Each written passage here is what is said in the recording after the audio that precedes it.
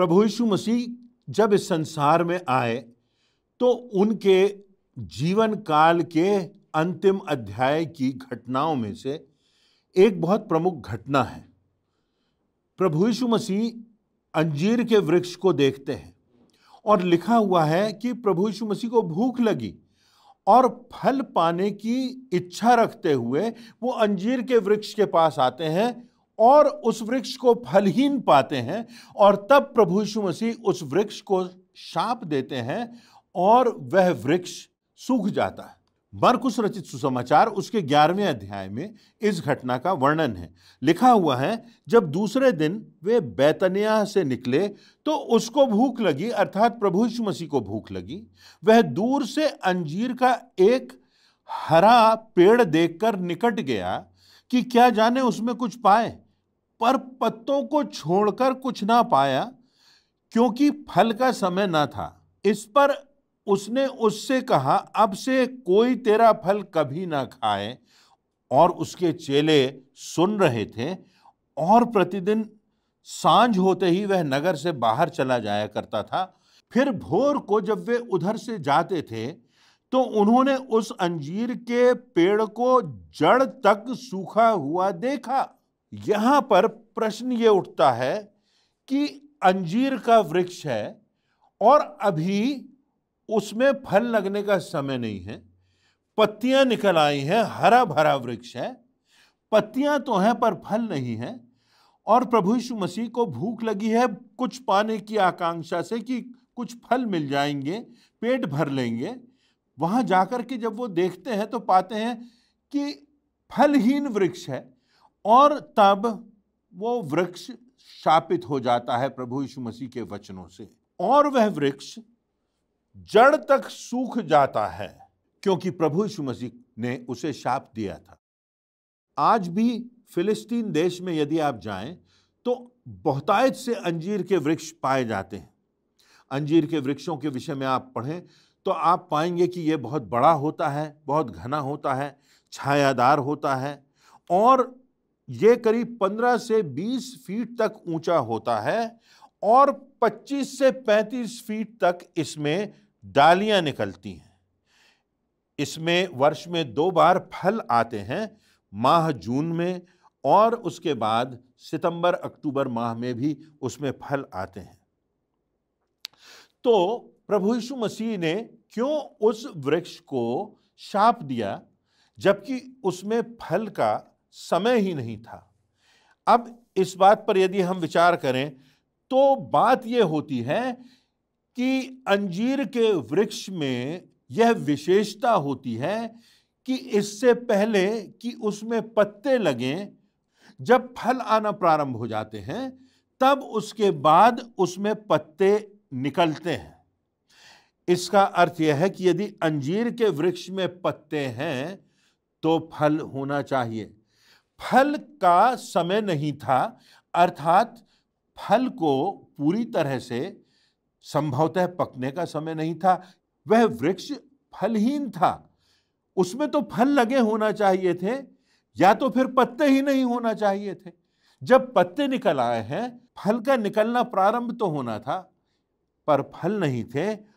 और उसके साथ साथ एक और बात, प्रभु यीशु मसीह ने जो कुछ कहा और जो ये घटना घटित हुई, वास्तव में प्रभु यीशु मसीह यरूशलेम के विषय में भविष्यवाणी कर रहे थे कि जब प्रभु ने उस यरूशलेम को अवसर दिया, यरूशलेम के लोगों को अवसर दिया कि वे उसे पहचाने कि वो मसीहा है, लोगों ने उस अवसर को नहीं पहचाना और प्रभु यीशु मसीह का तिरस्कार किया। और तब क्या होता है, 40 वर्षों के बाद इस घटना के यरूशलेम का विनाश हो जाता है। प्रभु यीशु मसीह बता रहे थे कि अगर तुम फलहीन हो, अगर तुम मात्र दिखावा कर रहे हो, अगर तुम सिर्फ मान्यताओं को, एक रिचुअल्स को पूरा कर रहे हो, सब कुछ एक परंपरा बन गया है और धार्मिकता की जो वास्तविक भावना है वो तुम में नहीं है, परमेश्वर का भय नहीं है, पर सिर्फ तुम दिखावा कर रहे हो। पत्तियां तो हैं पर फल नहीं है। हरियाली तो है पर उससे किसी व्यक्ति का भला नहीं हो रहा, तुम्हारे रिचुअल्स तो हैं परंतु उससे किसी का भला नहीं हो रहा, उससे किसी का पेट नहीं भर रहा, उससे किसी को आशीष नहीं मिल रही, तो क्या फायदा। तो हम इस घटना के संबंध में ये बातें देखते हैं कि पत्ते आ गए थे तो फल पहले ही आ जाना थे और फलों का निकलना प्रारंभ भी नहीं हुआ था, मात्र पत्ते दिखाई दे रहे थे, मात्र हरियाली दिखाई दे रही थी और इसलिए प्रभु यीशु मसीह ने इसको शाप दिया। दूसरी बात कि प्रभु यीशु मसीह की एक भविष्यवाणी का चित्र है ये। अब प्रमुख बात है, बहुत सी बातें हो सकती हैं, बहुत से लोग वाद विवाद कर सकते हैं, बहुत से लोग अपने अपने तर्क दे सकते हैं, परंतु हमें एक कदम आगे बढ़ना है और यह देखना है कि इस संपूर्ण घटना से आज हमारे लिए क्या शिक्षा है। परमेश्वर के वचन में परमेश्वर हमसे क्या कह रहा है। तो आइए हम इस घटना पर चर्चा करें। कौन सी विशिष्ट बातें इस घटना में दिखाई देती हैं। पहली बात, यह घटना प्रभु यीशु मसीह की अद्वितीयता को प्रकट करती है। इस बात को प्रकट करती है कि प्रभु यीशु मसीह संपूर्ण मानव था और संपूर्ण परमेश्वर भी था। यह विलक्षण बात है, यह अद्वितीय बात है, परंतु इस बात को हमें समझना है। मत्ती 21:18 और उसकी 19वीं और 20वीं आयतों में यदि हम देखें तो मनुष्य होने का प्रमाण यह है कि उसे भूख लगी। प्रभु यीशु मसीह को भूख लगती है और परमेश्वरत्व का प्रमाण यह है कि प्रभु यीशु मसीह ने उस वृक्ष को शाप दिया और वो शापित हो गया। तो जब प्रभु यीशु मसीह हम पर दया करते हैं, जब प्रभु यीशु मसीह का अनुग्रह और प्रेम हमें मिलता है, तो हमें यह नहीं भूलना है कि यही वह पराक्रमी परमेश्वर है जो हमारा न्याय करेगा। प्रभु यीशु मसीह के विषय में यदि हम देखें मरकुस रचित सुसमाचार उसके 4 अध्याय की 35वीं आयत और उसके आगे, तो वह नाव में सो रहे हैं और तब प्रचंड आंधी चलती है, तूफान चलता है और प्रभु यीशु मसीह सो रहे हैं। प्रभु यीशु मसीह का सोना, प्रभु यीशु मसीह का नींद में होना उसके संपूर्ण मानव होने को प्रकट करता है, परंतु आंधी और तूफान को डांटना और प्रकृति उसके प्रति आज्ञाकारी होकर उस तूफान का ठहर जाना, यह प्रभु यीशु मसीह के परमेश्वरत्व का प्रमाण है। यूहन्ना 11 उसकी 32वीं से 44वीं आयतों में प्रभु यीशु मसीह लाजर की कब्र पर खड़े हैं और वहां पर लिखा है प्रभु यीशु मसीह के आंसू बह रहे हैं। एक मनुष्य का, संपूर्ण मानव का प्रमाण है कि एक मानव होने के नाते उनकी जो भावनाएं थी वो प्रकट हो रही हैं और जिस प्रकार एक मनुष्य उस मृत्यु की पीड़ा से अपने मित्रों के, किसी परिचित की, मित्रों के किसी परिवारजन की पीड़ा से पीड़ित हो जाता है, एक मानव होने का प्रमाण यहां पर था कि प्रभु यीशु मसीह के आंखों से आंसू गिर रहे थे, परंतु उससे बढ़कर उसके परमेश्वरत्व का प्रमाण था जब प्रभु यीशु मसीह कहते हैं, हे लाजर निकल आ, और वह मृतक लाजर उस कब्र में से बाहर हो जाता है। यह प्रभु यीशु मसीह के परमेश्वरत्व का, जीवन दाता होने का प्रमाण है। क्या हम प्रभु यीशु मसीह से सिर्फ सांसारिक आशीषें पाना चाहते हैं कि हमें भोजन मिल जाए, कि हम शारीरिक रूप से स्वस्थ रहें, कि हमारे पास पैसा हो, हमारे पास पद हो, हमारा सम्मान हो, हमारा समाज में बड़ा स्थान हो, या हम वास्तव में प्रभु यीशु मसीह के प्रति समर्पित हैं? हम जानते हैं कि वह हमारा न्याय करेगा और इसलिए हमारे हृदय में परमेश्वर का भय है। हमारे लिए शिक्षा यह है कि हमको प्रभु यीशु मसीह को संपूर्ण मानव के समान तो देखना है, पर उससे बढ़कर हमको प्रभु यीशु मसीह को परमेश्वर के स्वरूप में देखना है, मानना है, उसकी उपासना करना है और उसके प्रति समर्पित होना है, क्योंकि एक दिन वही हमारा न्याय करेगा। न्याय के सिंहासन पर वो विराजमान है हमारा प्रभु यीशु मसीह। दूसरी शिक्षा आज जो हमको इस अंजीर के वृक्ष की घटना से मिलती है, वह शिक्षा हमारे जीवनों के लिए चुनौती है। हमारे जीवन के अधूरेपन को, हमारे जीवन की अपरिपूर्णता को वो दर्शाती है। बाइबल में जो बात लिखी हुई है और जिस बात को एम्फसाइज किया गया है, जिस बात के लिए प्रेरणा दी गई है, वो ये कि हमारा जीवन फलवंत हो, हमारे जीवन में वो प्रभु यीशु मसीह की शोभा, वो आत्मा का फल दिखाई दे, वो बात प्रमाणित हो हमारे जीवन से, हमारे शब्दों से, हमारे व्यवहार से कि हम परमेश्वर के लोग हैं, कि प्रभु यीशु मसीह हमारे हृदयों में निवास करता है। तो प्रभु यीशु मसीह हमारी जिंदगियों में वो प्रमाण देखना चाहता है, वो फल देखना चाहता है। कहीं ऐसा तो नहीं कि हमारे जीवन में अधूरापन हो, कि हम सोचें कि हम सिर्फ रिचुअल्स को पूरा करते जाएं, परंपराओं में बंधे रहें, हम इस प्रकार से कहें कि हम तो प्रार्थना करने वाले परिवार से हैं, हमारे माता पिता तो मसीह थे, इसलिए हम भी मसीही हैं, इसलिए हम भी परमेश्वर के लोग हैं, इसलिए हमको भी स्वर्ग जाने का अवसर मिलेगा। चाहे हम कैसा भी जीवन जिए, चाहे हमारे जीवनों में वो फल दिखाई दे या ना दिखाई दे। जो फलहीनता का जीवन है वो वास्तव में प्रभु यीशु मसीह के आज्ञाकारिता का जीवन नहीं है। किसी ने कहा है, fruitfulness is faithfulness, faithfulness is fruitfulness. दोनों बातें हैं। फलहीन यदि हम होंगे तो व्यर्थ है हमारा जीवन। फलवंत जीवन हमारी आज्ञाकारिता का प्रतीक है। जब हम परमेश्वर के प्रति आज्ञाकारी होंगे तब हमारा जीवन फलवंत होगा, दूसरों के लिए आशीष का कारण बनेगा, प्रभु यीशु मसीह की गवाही बनेगा, वो ज्योति बनेगा, वो नमक बनेगा, जो कम होने पर भी बहुत से अंधकार को, बहुत से भोजन को, बहुत से लोगों को प्रभावित कर देता है। प्रभु यीशु मसीह ने अपना जीवन हमारी खातिर दे दिया। हमने प्रभु यीशु मसीह को क्या दिया? हमारे जीवन से, हमारे व्यवहार से क्या दिखाई देता है?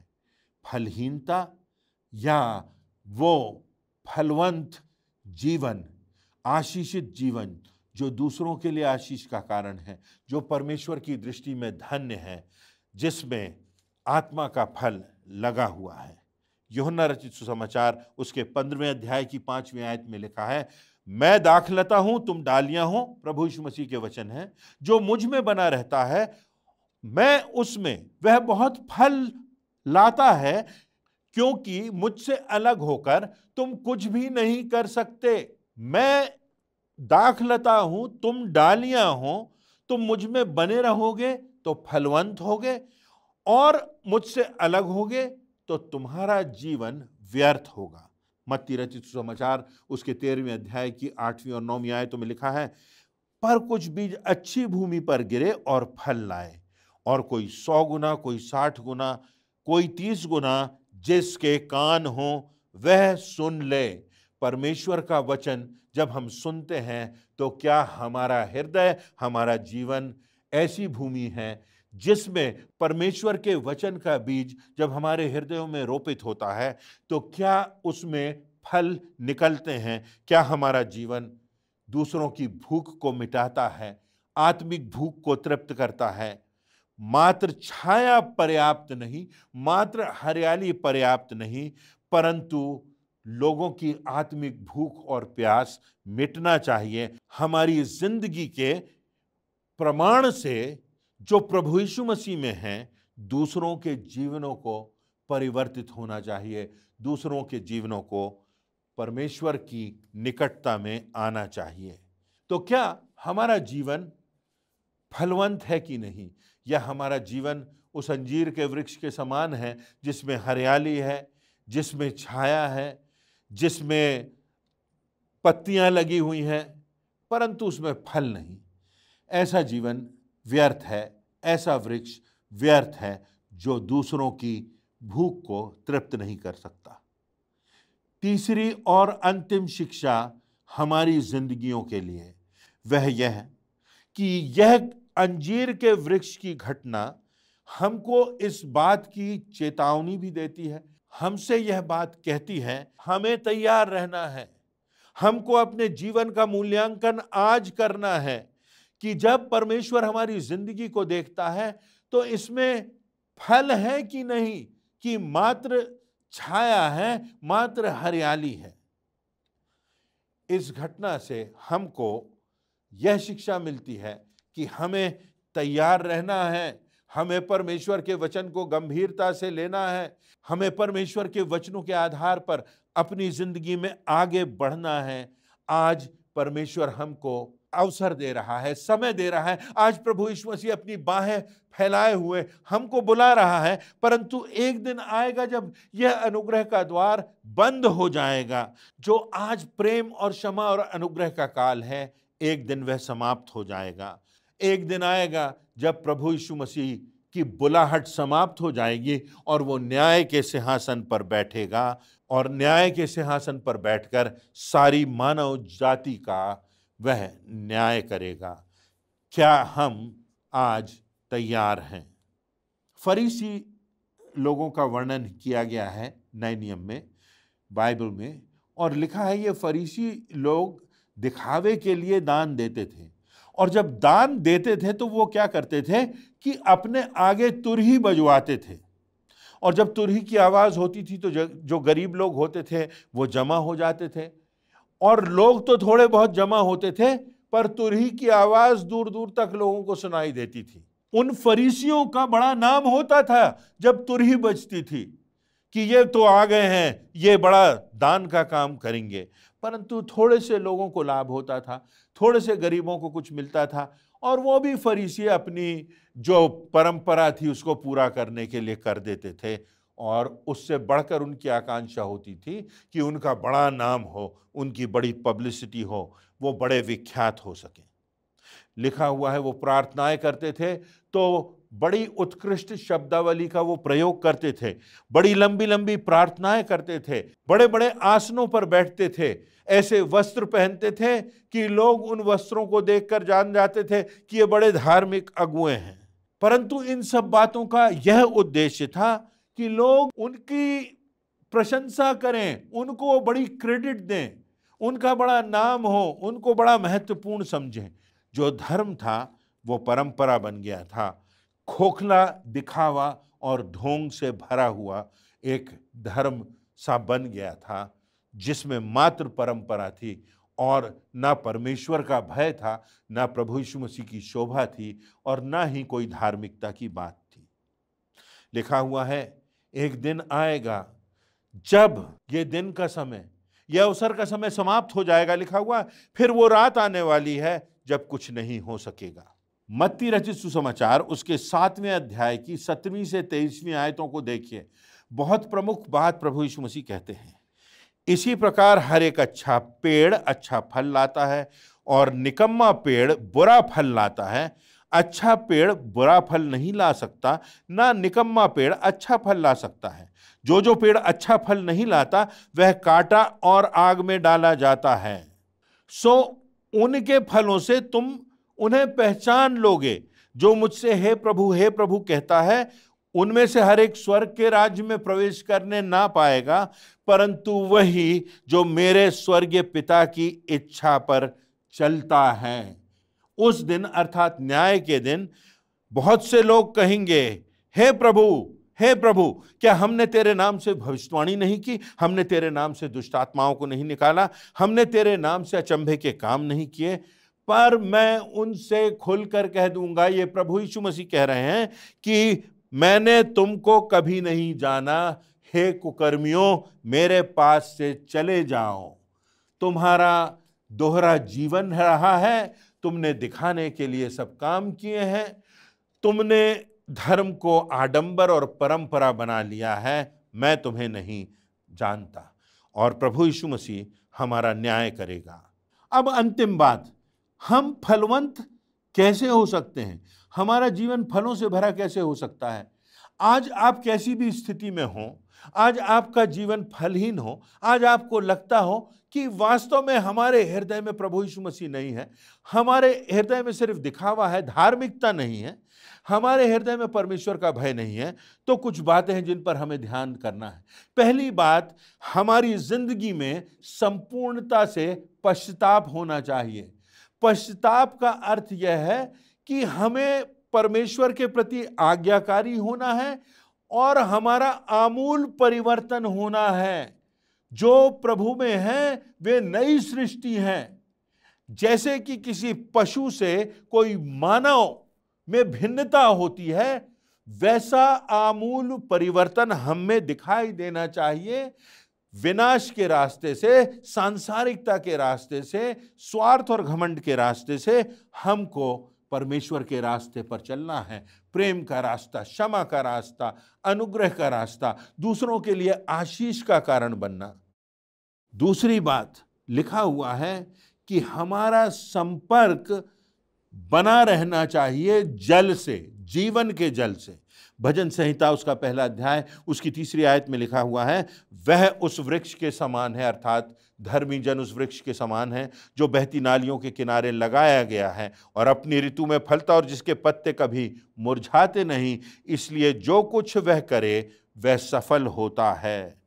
हमको निरंतर उस जीवन के जल से, उस प्रभु यीशु मसीह से प्रेरणा लेना है, उसमें बने रहना है, अर्थात उसके वचन के प्रति आज्ञाकारिता में, प्रार्थना के द्वारा उसके संबंध में और विश्वासियों की संगति में हमें बने रहना है।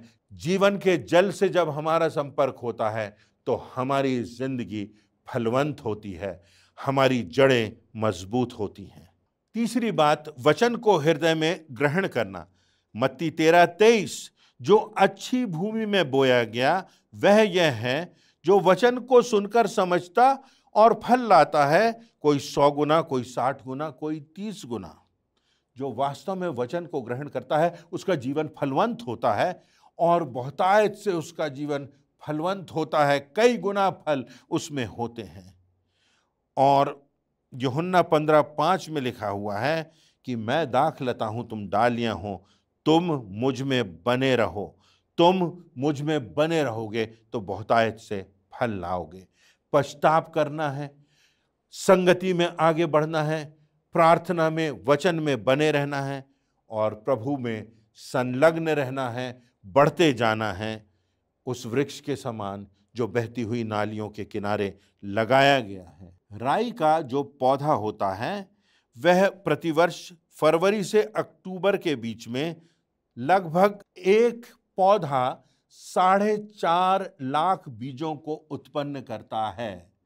एक बीज से इतने अधिक बीज होते हैं और इसीलिए प्रभु यीशु मसीह ने अपनी शिक्षाओं में राई के दाने का दृष्टांत दिया, राई के दाने की बात कही।